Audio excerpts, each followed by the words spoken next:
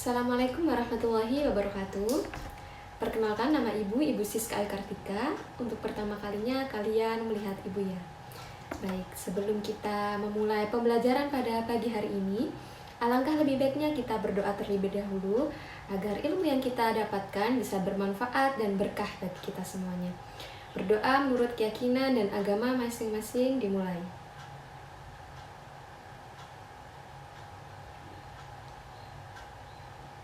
Berdoa selesai. Jadi kita memasuki slide pertama ya. Nah, sebelum Ibu menjelaskan teks eksplanasi dan ciri-cirinya, strukturnya bagaimana, nah Ibu ingin menjelaskan sedikit bahwasanya KD yang harus kalian pahami atau kalian kuasai atau kompetensi dasarnya. Yang pertama, mengidentifikasi informasi, yakni pengetahuan dari urutan kejadian dalam teks eksplanasi, baik teks eksplanasi lisan maupun tulis. Kemudian yang kedua, mengkonstruksi informasi, pengetahuan dan urutan kejadian dalam teks eksplanasi secara lisan maupun tulis. Kemudian IPK yang harus kalian kuasai. Yang pertama, memahami informasi berupa pengetahuan dan urutan kejadian yang didengar maupun yang dibaca. Kemudian yang kedua, menemukan gagasan umum dan fakta penting dalam teks eksplanasi. Jadi Ibu harap untuk pertemuan kali ini kalian bisa menguasai hal-hal yang Ibu barusan sebut ya. Kemudian kita ke slide selanjutnya.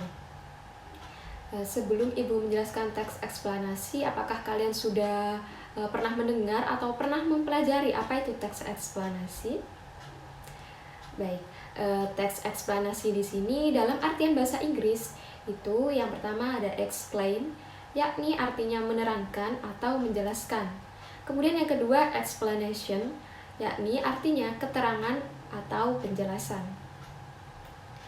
Kemudian definisi dari teks eksplanasi, yakni teks yang menjelaskan sebab akibat suatu fenomena, baik peristiwa alam, ilmu pengetahuan, maupun peristiwa sosial terjadi. Kemudian eksplanasi ini biasanya berisi fakta yang dapat menjawab tentang bagaimana dan mengapa suatu fenomena itu terjadi. Nah, pada slide ini ya, ada dua gambar.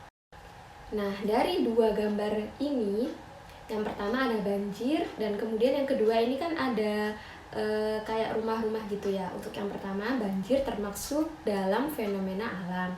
Nah, jadi di dalam teks eksplanasi kalian akan mendapatkan informasi banjir mulai dari pengertiannya atau definisinya, kemudian sebab akibatnya, kemudian solusinya atau pendapat penulisnya itu bagaimana, seperti itu.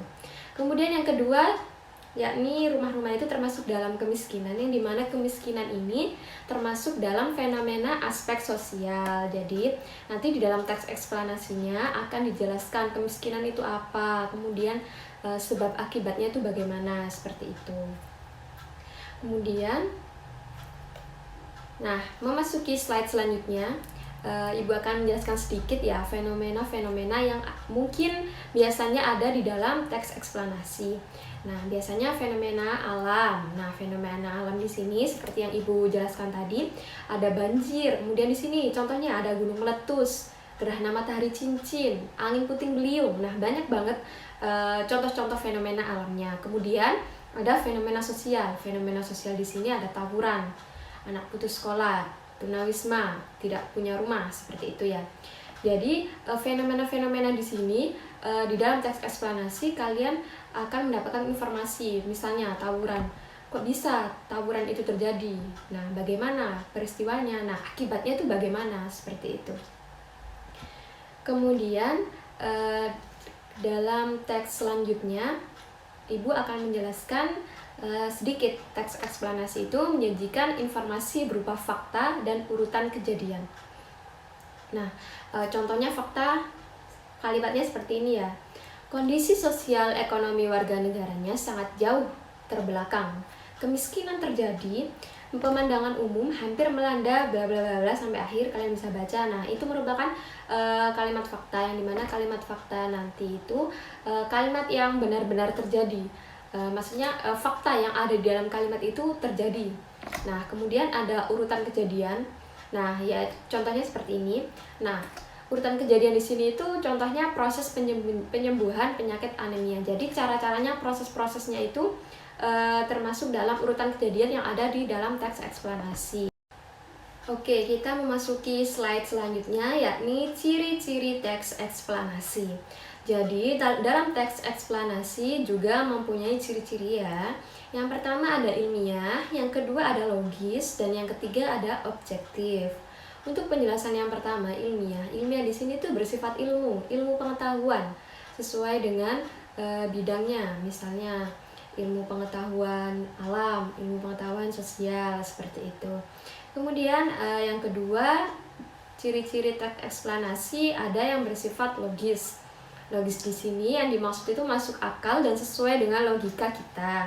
Kemudian yang ketiga ada objektif. Objektif di sini itu sesuai dengan keadaan sebenarnya atau fakta yang sedang terjadi maupun yang sudah terjadi. Seperti itu. Oke, slide selanjutnya yakni gagasan umum dan fakta penting. Nah, contohnya ada di atas ini ya.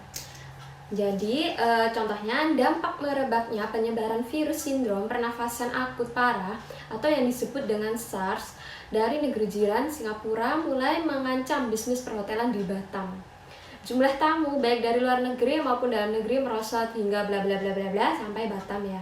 Nah, jadi gagasan umum atau ide pokok yang ada pada paragraf ini yakni dampak penyebaran virus SARS terhadap bisnis perhotelan. Nah, jadi gagasan umum di sini termasuk dalam kalimat deduktif yang dimana kalau kalimat deduktif itu letak gagasan umumnya itu ada di awal. Kalau di akhir biasanya namanya kalimat induktif, seperti itu. Kemudian fakta, ada fakta juga ya. Fakta ini sesuatu hal yang benar-benar terjadi. Jadi ciri-ciri kalimat fakta, contohnya ini ya, bisa kalian baca langsung di slide-nya. Yang pertama, dapat dibuktikan kebenarannya. Kemudian yang kedua, berisi data-data yang bersifat kuantitatif yakni berupa angka dan kualitatif berupa pernyataan. Nah, yang ketiga, mempunyai data yang akurat baik waktu, tanggal, tempat, dan peristiwa. Kemudian yang keempat, berasal dari narasumber terpercaya. Nah, ciri-ciri kalimat fakta berikut ini harus sesuai dengan fakta. Maksudnya di sini apa? Nah, contohnya berasal dari narasumber terpercaya. Nah, narasumbernya itu harus terpercaya. Misalnya ada berpendapat dari ahli, kemudian apalagi ya, dan ahli ini kan sudah melakukan penelitian sehingga hal tersebut itu terjadi dengan fakta atau yang benar-benar terjadi. Contohnya di sini ada Negara Republik Indonesia merdeka pada tanggal 17 Agustus 1945. Nah, contohnya di sini sudah sangat jelas ya fakta bahwasannya Indonesia itu merdeka pada 17 Agustus 1945, seperti itu. Nah, memasuki slide selanjutnya yakni struktur teks eksplanasi. Nah, struktur teks eksplanasi di sini itu ada 3. Yang pertama, identifikasi fenomena. Nah, identifikasi fenomena di sini berisi latar belakang dan sesuatu yang akan dijelaskan. Dapat berupa definisi, klasifikasi, sejarah, dan asal-usul. Biasanya penulis sebelum dia menyampaikan proses kejadian atau isinya pasti terlebih dahulu sebagai pengantar akan menjelaskan sedikit, misalnya definisinya bagaimana, ataupun sejarah atau asal-usulnya itu bagaimana, seperti itu. Kemudian yang kedua ada proses kejadian. Proses kejadian di sini itu berisi proses atau sebab terjadinya fenomena yang juga mencakup akibat dan dampak yang ditimbulkan. Jadi ini sudah termasuk dalam isi dari teks eksplanasi karena sudah menjelaskan intinya proses kejadiannya itu bagaimana. Seperti itu. Kemudian yang terakhir ada ulasan. Ulasan di sini itu berisi tanggapan penulis dalam menyikapi fenomena yang terjadi. Jadi ini tuh termasuk dari ulasan dari penulis secara pribadi berisi tanggapan penulis yang menyikapi fenomena yang dijelaskan pada teks eksplanasi tersebut, seperti itu. Kemudian contoh dari strukturnya ya, agar kalian lebih paham. Nah, contohnya di sini. Nah, yang pertama ada yang identifikasi fenomena. Contohnya ya, kemiskinan adalah tingkat penghasilan masyarakat yang rendah sehingga tidak bisa memenuhi kebutuhan pokok sehari-hari bla bla bla bla bla sampai kemiskinan ya. Nah, itu termasuk dalam identifikasi fenomena yang definisi, karena yang pertama penulis menerangkan definisi dari kemiskinan. Kemiskinan adalah tingkat bla bla bla bla seperti itu ya. Kemudian yang kedua, ciri-ciri teks eksplanasi kedua yakni proses kejadiannya. Nah, contohnya kemiskinan terjadi karena beberapa faktor. Salah satunya yaitu keterbatasan kelengkapan pendidikan dan pemenuhan kebutuhan bla bla bla bla sampai daripada kebutuhan. Nah, jadi penulis ini menjelaskan berbagai proses terjadinya kemiskinan itu bisa terjadi, bagaimana diceritakan seperti itu dalam paragraf teks eksplanasinya. Kemudian yang terakhir ada ulasan. Ulasan di sini itu tanggapan dari penulisnya. Nah, di sini itu ulasannya seharusnya di Indonesia tidak perlu bla bla bla bla bla bla. Nah, itu termasuk dalam ulasan dari penulisnya. Oke, sekian penjelasan dari Ibu. Jika ada yang tidak paham dan bisa ditanyakan melalui pesan di Esinau maupun pesan melalui WhatsApp ya. Nah, kalian bisa langsung download file PPT-nya yang ada di Esinau. Kemudian kalian lihat di bagian akhirnya itu ada tugas untuk kalian. Jadi kerjakan di LK masing-masing, kemudian dikumpulkan di Esinau.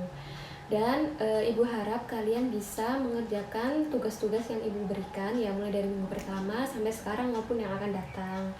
Jadi untuk penilaiannya juga itu Ibu menilai dari ketepatan dan kecepatan kalian mengumpulkannya di Esinau seperti itu.